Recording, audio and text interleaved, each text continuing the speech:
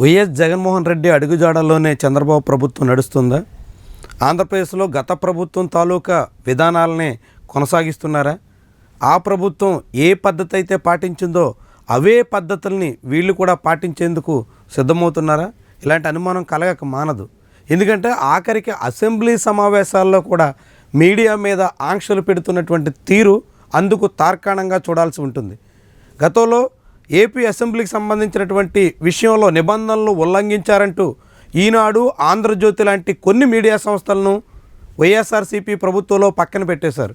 వాళ్ళకి అసెంబ్లీ పాసులు ఇవ్వడానికి నిరాకరించారు. అప్పట్లో అసెంబ్లీ స్పీకర్ తమ్మినేని సీతారాం మీద ఎన్ని రకాలుగా ఒత్తిళ్లు పెట్టినప్పటికీ దిగిరాలేదు. దాదాపు 3.5 ఏళ్ల పాటు ఈటీవీ, ఆంధ్రజ్యోతి వాళ్ళకి సంబంధించినటువంటి మీడియా గ్రూపులో ఎవ్వరికీ అసెంబ్లీ ఎంట్రీ పాసులకి అవకాశం లేకుండా పోయింది. ఇప్పుడు మళ్ళీ ప్రభుత్వం మారిన తర్వాత చంద్రబాబు ప్రభుత్వం కూడా అదే ధోరణిని అనుసరిస్తుంది. ఈసారి ఛానళ్ళు మారాయి, మీడియా గ్రూపులు మారాయి, కానీ అసెంబ్లీ పాసులు ఇవ్వకపోవడం మాత్రం కొనసాగుతుంది. ఈసారి ఆ జాబితాలో సాక్షి, టీవీ9, ఎన్టీవీ చేరినట్టుగా ప్రచారం సాగుతుంది. ఈ 3 ఛానళ్లకు, ఈ 3 మీడియా గ్రూపులకు సంబంధించినటువంటి ప్రతినిధులకు ఏపీ అసెంబ్లీలో ప్రవేశానికి పాసులు ఇవ్వకుండా నిరాకరించడం అన్నది ఆసక్తికర అంశంగా కనిపిస్తుంది. ఇది కూడా ప్రభుత్వ కక్ష సాధింపు చర్యనని చాలామంది భావిస్తున్నారు.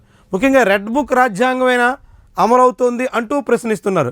ఒక మీడియా సంస్థకి పాసులు నిరాకరించడం అంటే ఖచ్చితంగా ఆ మీడియా గ్రూపు గొంతు నొక్కేటువంటి ప్రయత్నంగానే గతంలో తెలుగుదేశం పార్టీ విమర్శ చేసింది. జగన్మోహన్ రెడ్డి హయాంలో తీసుకున్న నిర్ణయాన్ని తీవ్రంగా తప్పుపట్టింది.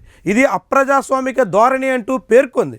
కానీ ఇప్పుడు తెలుగుదేశం ప్రభుత్వం గద్దెనెక్కి అప్పుడు జగన్మోహన్ రెడ్డి ప్రభుత్వంలో దేనైతే తప్పుపట్టారో ఇప్పుడు అదే విధానాల్ని అనుసరిస్తున్నటువంటి వైనం మాత్రం చాలా విస్మయకరంగా కనిపిస్తుంది.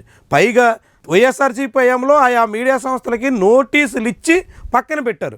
అసెంబ్లీ వ్యవహారాల్ని, అసెంబ్లీ కార్యకలాపాలని వక్రీకరిస్తూ, తప్పుదారి పట్టిస్తూ, తప్పుడు కథనాలు ఇస్తున్నారు అంటూ అప్పుడు వచ్చినటువంటి అభియోగం.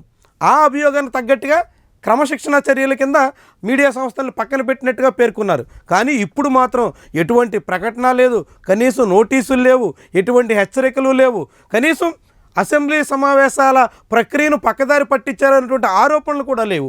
ఏమీ లేకుండానే ఈసారి తెలుగుదేశం ప్రభుత్వం చర్యలు తీసుకోవడం అనేది విస్మయకరంగా కనిపిస్తోంది.